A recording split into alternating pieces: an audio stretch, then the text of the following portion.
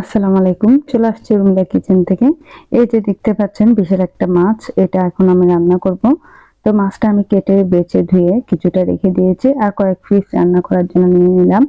তারপর আমি একটা প্যান বসিয়ে দিয়েছি, তার মধ্যে আমি পরিমাণ মতো তেলটা দিয়ে দিয়েছি। তেলটা দিয়ে আমি কিছু পেঁয়াজ ব্লেন্ড করে নিয়েছি। তো পেঁয়াজটা পুরোটাই দিয়ে দিয়েছি, দিয়ে কিছুক্ষণ ভালোভাবে নাড়াচাড়া করে পেঁয়াজটা কিছুক্ষণ পর্যন্ত তেলের মধ্যে ভাজা ভাজা করেছি। এরপর আমি রসুন বাটা আদা বাটাও দিয়ে দিয়েছি, দিয়ে কিছুক্ষণ পর্যন্ত কাঁচা গন্ধটা ওঠা পর্যন্ত আমি একটু ভালোভাবে এগুলো ভেজে নিচ্ছি। তারপর আমি 1 চামচের মতো লবণটাও দিয়ে দিয়েছি।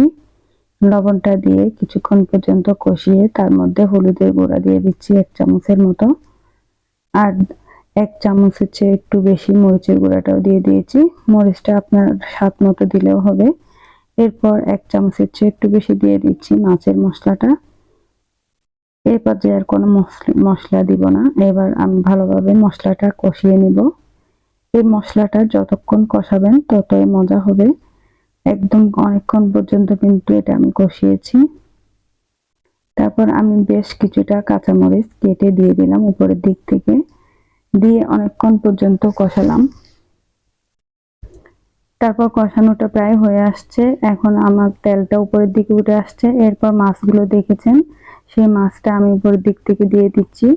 মাছটা কিন্তু রান্নার পরে অনেকটা শক্ত হয়ে যায়। এত সুন্দর হয়েছিল বলার মতো না, এই রান্নাটা অনেক টেস্টি হয়েছিল। তারপর আমি টমেটো কেটে একসাথে দিয়ে দিয়েছি। এই পর্যায়ে আমি কোনো পানি আর দিব না।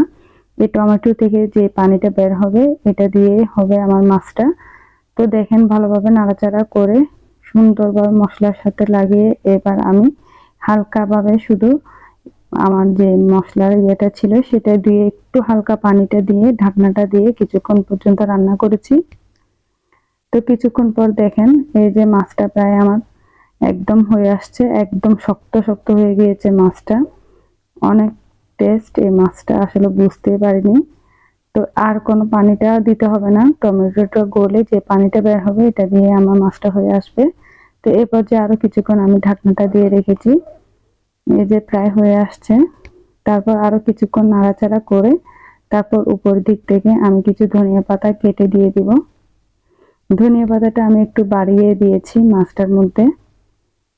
তো এই ধনিয়া পাতাটা দেওয়ার পর বিশ্বাস করবেন এত লোভনীয় হয়েছে আর ঘ্রাণটা এত ভালো এসছে বলার মতো না। একদম আমি তো সাথে সাথে ভাত নিয়ে বসে গিয়েছি খাওয়ার জন্য। একদম 1 থালি ভাত আপনি অনায়াসে খেয়ে নিতে পারবেন। খুবই মজাদার এই রেসিপিটা।